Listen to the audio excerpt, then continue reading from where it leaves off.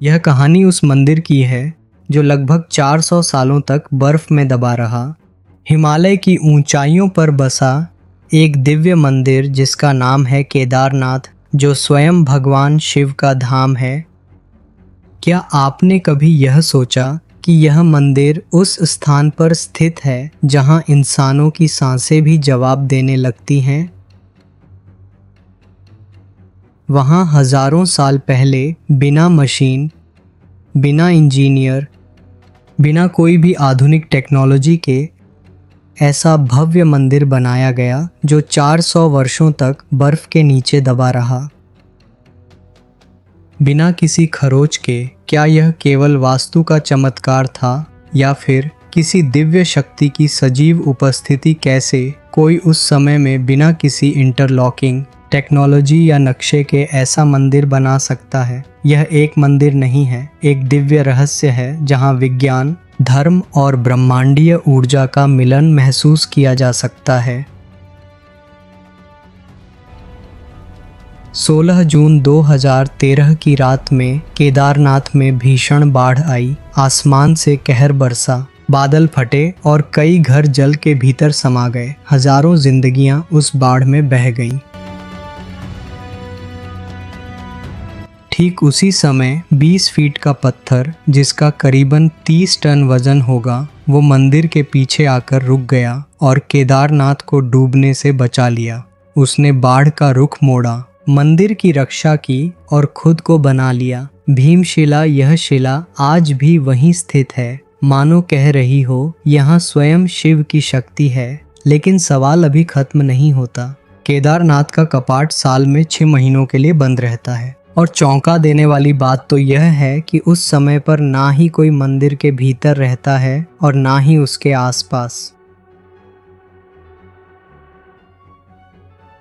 फिर भी गर्भगृह में रखा दीपक लगातार जलता रहता है, वो लौ बुझती नहीं। यह कैसे संभव है? और यहीं पर सवाल आता है शिवलिंग के आकार का, जो कि त्रिकोणीय आकार के जैसा है। क्यों यह इतना अलग है? क्या यह संकेत है किसी रहस्य का? आज इस वीडियो के माध्यम से मैं आपको ले जाऊंगा केदारनाथ की उन रहस्यमयी परतों में जहां हर पत्थर एक कहानी कहता है, हर दीवार में कोई चमत्कार छिपा है और हर मोड़ पर विज्ञान को झुकना पड़ता है श्रद्धा के आगे।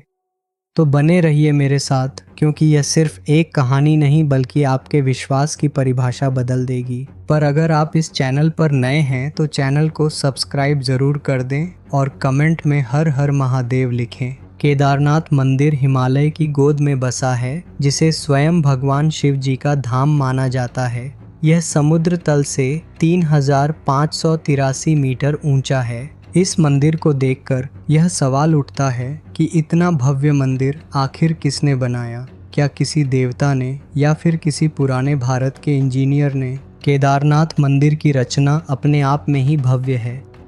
यह खास तरह के पत्थरों से बना है जो भूरे रंग के हैं और इस प्रकार के पत्थर उस स्थान पर नहीं मिलते। तो जरा गौर कीजिए, जब यह मंदिर बनाया जा रहा होगा तब 6 से 8 टन के भारी पत्थरों को 20 से 30 किलोमीटर दूर से लाया गया होगा और 12,000 फीट की ऊंचाई पर चढ़ाया गया होगा। यह कैसे संभव है? आज की एडवांस टेक्नोलॉजी भी यह काम करने में असमर्थ है। चौंकाने वाली बात तो यह है कि इन पत्थरों को जोड़ने के लिए सीमेंट का इस्तेमाल नहीं किया गया है। खास इंटरलॉकिंग जैसी एडवांस तकनीक का इस्तेमाल किया गया है, जिसमें पत्थरों को इस तरह तराशा और फिट किया जाता है कि वे बिना किसी बाहरी सहारे के आपस में जुड़े रहते हैं। यह तकनीक इतनी कठोर है कि 2013 की भयानक बाढ़ जो केदारनाथ में आई थी, जिससे कई घर, सड़कें, पेड़ पौधे सभी जल प्रवाह में डूब गए थे, लेकिन केदारनाथ मंदिर अडिग रहा। इसका एक कारण इंटरलॉकिंग तकनीक को भी माना जाता है। यह इतना मजबूत है कि भारी बारिश, बर्फबारी, भूकंप को भी सहन कर सकता है। केदारनाथ मंदिर की उम्र की बात करें तो भारतीय पुरातत्व सर्वेक्षण ASI के अनुसार कार्बन डेटिंग जैसी तकनीक से पता चला कि यह मंदिर 1200 से 1500 साल पुराना है। लेकिन हिंदू मान्यताओं के अनुसार इस मंदिर की उम्र 5000 साल से भी पुरानी है। कहा जाता है कि यह मंदिर पांडवों ने बनाया था। कैसे, यह आपको थोड़ी देर में पता चल जाएगा, तो इस वीडियो को लाइक ज़रूर करें। महाभारत खत्म हो चुका था और पांडवों ने अपने भ्राताओं और गुरु की हत्या की थी, तो इस पाप से मुक्ति पाने के लिए वे भगवान शिव के शरण में गए। लेकिन शिव जी उनसे नाराज थे, तो वे उन्हें दर्शन नहीं दे रहे थे। तब पांडव केदार क्षेत्र पहुँचे और शिव जी ने एक भैंस का रूप ले लिया और बाकी भैंसों के साथ वहाँ से जाने लगे। लेकिन पांडवों की भक्ति शिव जी के लिए बहुत ज़्यादा थी। भीम ने सभी भैंसों के लिए एक द्वार बनाया और सभी भैंसों को वहाँ से जाने के लिए कहा। तब युधिष्ठिर की नज़र एक भैंसे पर पड़ी जो वहाँ से नहीं जा रहा था। वे देखते ही समझ गए वह और कोई नहीं बल्कि स्वयं शिव भगवान हैं। भीम ने उस भैंस को पकड़ने की कोशिश की, लेकिन वह धरती में समाने लगा।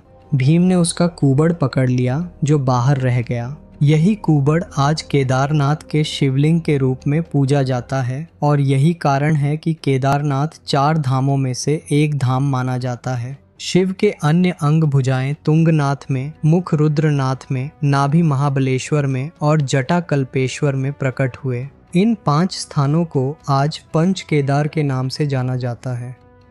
इसके पश्चात शिव जी ने पांडवों को दर्शन दिए और उनको उनके पापों से मुक्ति दी और यहीं पर पांडवों ने भगवान शिव का यह भव्य मंदिर केदारनाथ बनवाया। लेकिन यह कहानी अभी समाप्त नहीं होती।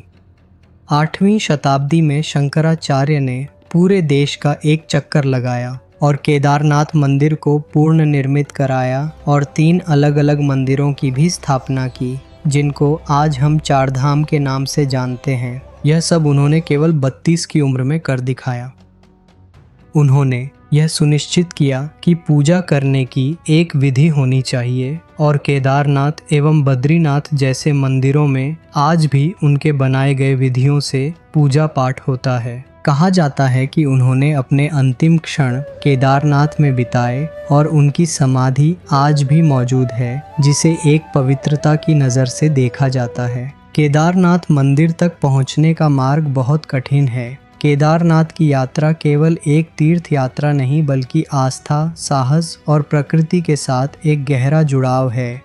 केदारनाथ से सबसे पास का रेलवे स्टेशन ऋषिकेश है, जो मंदिर से 200 किलोमीटर दूर है। यहाँ से श्रद्धालु सड़क मार्ग से सोनप्रयाग तक जाते हैं, जो करीब 10 घंटे का सफ़र है। सोनप्रयाग से आगे निजी वाहनों की अनुमति नहीं है, इसीलिए यात्री सरकारी जीपों से 5 किलोमीटर का सफ़र तय करते हैं और फिर शुरू होती है 16 किलोमीटर की कठिन पैदल यात्रा।